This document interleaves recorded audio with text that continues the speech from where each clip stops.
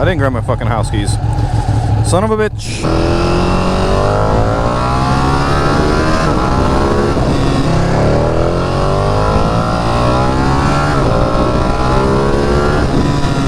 Whoa, man, is this thing fast.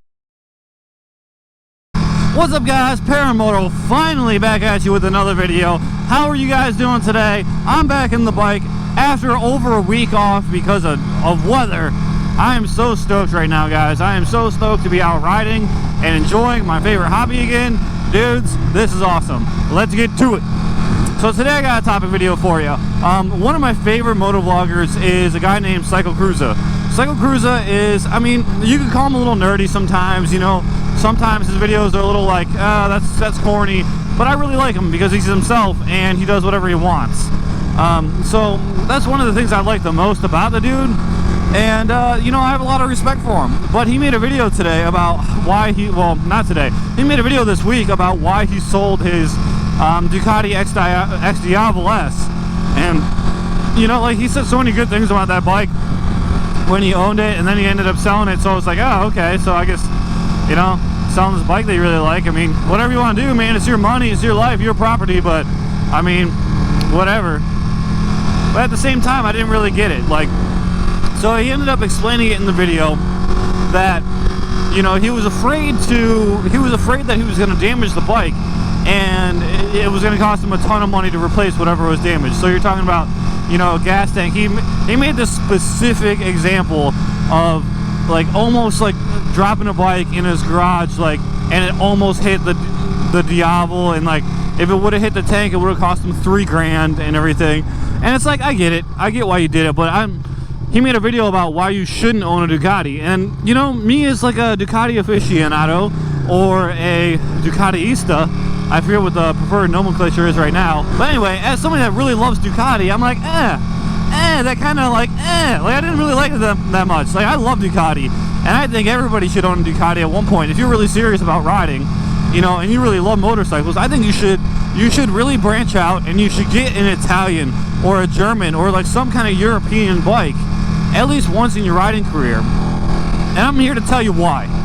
So I started with Japanese. I've always ridden Japanese bikes until last year when I bought this bike. I love the Japanese bikes. I mean, I rode a Ninja 300, I rode a couple of CBR 600 RRs that were the same model, slightly different years, but the same model. You know, I really enjoyed it and everything. And like, my CBRs were like this typical, you know, Japanese sport bike that you refer to as a sewing machine. You know, they do what they're supposed to do, they do it well, but there's really no passion to them. There's nothing about a Japanese bike that you could be like, oh man, that thing's a piece of shit because of this. There really isn't that, you know, but there really isn't anything about a Japanese bike that's like, oh man, this bike is fucking awesome because of that, you know. They're just kind of like, meh, in the middle of the road. There's nothing bad about them, nothing fantastic about them.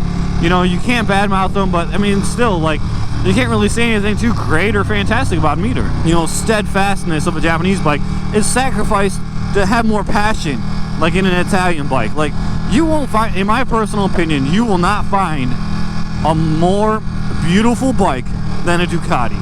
You won't.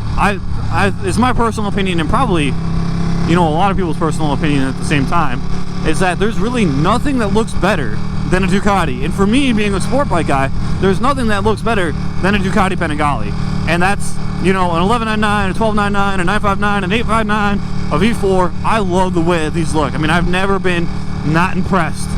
I've never not been impressed with my Ducati in the way that they look. They're beautiful bikes, and they'll absolutely be attention getters no matter where you go. I kind of want to pass this truck, but there's like a blind turn coming up. Anyway, so I mean, there's nothing bad with a Japanese bike. I mean, you can't say anything bad about them. But at the same point, they lack a lot of the things that Italian bikes have, and I'll tell you what that is. So the Italian bikes, besides for having just artistic styling, you look at them and it's just like, when I walk out to my Ducati, I'm just like, I'm inspired. And like, I've always walked out to my bikes and been like, I like that thing. You know, like every time I look at my CBR 600 RR, it would just be like, yeah, let's go have some fun. Let's go get stupid, you know? That's fun and cool and everything. But when I come out and I look out at my fucking Panigale, it's just like, god damn, I'm so happy I own that thing. Like, it's just, you know, a dream come true, you know, and that's something I never felt. Not even with my first bike. Not even with my first bike, I never felt that, you know. It's like I was always proud to have it, and I was always, you know, honored to be able to ride it and everything. But at the same point, like, I never felt like the passion was there. Like, I never had that super passionate, just like, oh man, I'm so stoked. I'm so stoked that I have this bike. You know, I never had that with a Japanese bike. But every single time I sit on this bike, every single time I sit on this bike, I'm inspired. And, you know, every once in a while, I'll be like, oh, you know, being the frugal person that I am, like, that was not a good financial decision, you know, buying the bike and everything. It's like, that wasn't a great financial decision. That was, I don't know.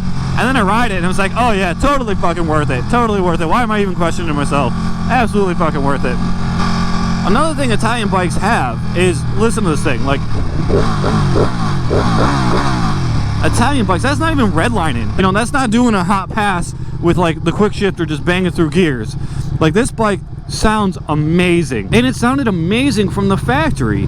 That's something Japanese bikes just, you don't get that with Japanese bikes. They sound like sewing machines from the factory. There's nothing really amazing or spectacular with the exhaust note, you know. It's like, it sounds good, you know, like you can hear what it could sound, you know, that it can sound better, but it doesn't have this. Like, I'm sitting here at this red light, and this thing's just grumbling and rumbling, and it's just, you can hear the grunt, and it's just, dude, it's a head turner. Like, I've sat in traffic with my stock exhaust, and people have just been looking around like, where the fuck is that coming from?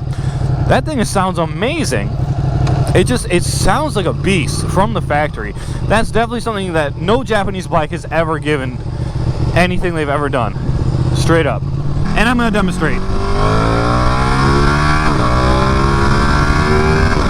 That's something that you don't get. You don't get that with a Japanese bike.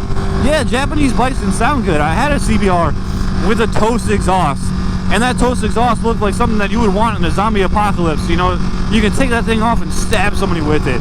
It sounded good. Like, it sounded good on the CBR. It was just, it turned it into this throaty beast, you know?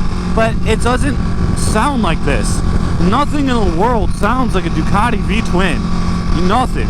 And I know some of the haters are gonna be like, oh, it's actually, you know, push the glasses up on the nose, it's actually an L-twin, Desmodronic. Like, I fucking get it. It's a V-twin. Shut the fuck up. It's the little things. It's really the little things on this bike that you don't get with Japanese. And, you know, it's definitely things that I would fucking miss. Holy shit, almost getting run over. It's definitely things that I would miss if I ever went back to a Japanese bike, is just the absolute, you know, beastliness of the sound. So I've talked about passion, I've talked about the exhaust note, the looks, guys, the looks. There is nothing that looks like a Ducati. This Panigale is a head turner. Dude, I've never had a Japanese bike that was a head turner. I've never seen a Japanese bike be a head turner. Yeah, there's some Japanese bikes that look really awesome, and, you know, I'm gonna throw it out there, man. I love the 636. Like, the last model 636 is one of the best looking bikes, in my opinion, that's ever come out of Japan. You know, and that's just my opinion. There's a 1,000 bikes that come out of Japan, and everybody would probably love one over the other and everything, but at the same point, dude, the 636 is my absolute favorite Japanese bike ever. And that's mainly because I love Kawasaki and everything, and I started with the fucking I started with a 300, so I'm kind of impartial, but, well, I'm not impartial. I'm the opposite of impartial. I'm partial to it. The looks of this bike is just, it displays a passion for design that the Japanese just don't display in their bikes, you know? See, this guy's eyeing this fucking bike right here. Look at this guy. He's eyeing it hard. Oh, man, that sounds good. God damn, get the fuck off my ass. So yeah, guys, like I was saying, the creativity and passion that the Italians put into their vehicles is really second to none. And that's something that you get with the Ducatis and with the Aprilias and, you know, all sorts of other bikes. You know, you get something that's very different but very awesome. Another thing that people don't really talk about is, you know, the 186 rule. You know, all Japanese bikes are limited to 300 kilometers an hour. That's 300 kilometers an hour is 186 miles per hour. Every Japanese bike is artificially limited to that. If you see somebody pulling on an H2 on the freeway, you'll see them hit 300 kilometers an hour, and they still have like 2 grand of RPM left, where they could probably hit over 200 if they felt like it, you know. But on Italian bikes, you don't have that. If you watch a top speed run with a Ducati, like a V4 or something like that, you'll see a Ducati get up to 186 miles an hour. The screen goes blank, like you'll just get 3 dots. The speedometer goes blank, but it continues to pull. So if you want the fastest bike, you're not going to get a Japanese bike. You need to get a European bike that doesn't fall underneath that 300 kilometer an hour limit. So you need to get a Ducati, you need to get a BMW, you know, you need to get a Aprilia if you want the fastest bike. And that's another thing that Italians get you that Japanese doesn't, you know. And it's one of those things that a lot of people don't actually think about. I don't know, guys, I'm happy with my purchase. Like, I mean, I'll rip it as being an irresponsible financial decision, and it was. I mean, you can't deny that, you know, it was anything but an irresponsible financial decision when I first got this bike. But at the same point, dude, I love this thing. What the fuck is wrong with people today? Holy shit, dude. But anyway, so I'm happy with my decision, dude. I love Italian bikes. You know, I'm not gonna stay Italian forever. Like, my time with Italian bikes might come to an end sometime. And, you know, that's cool. You know, I get it. You know, maybe I'm not able to afford, you know, Italian niceties, you know, my whole life. But at the same point, you know, I'm happy with my experience. I love this thing. And you know what? Those are reasons why you should own a Ducati. It's just for fucking fun, dude. Now, this might not be the best choice to, you know, take across the country. This might not be the best road tripping bike. It'll still be fun as shit. And at the same point, dude, the thing looks and sounds amazing. It's comfortable. It's fun. Dude, there's just so much passion and awesomeness to it. The Powerball is up to 262 million. Y'all, I'm happy with everything about my Italian bike. So I say, why you shouldn't get a Ducati? No, I say why you should get a Ducati. Alright guys, so that's going to be it for today's video. Thanks for watching, thanks for following. I love you guys, and I'll see you guys on the next video. Deuces.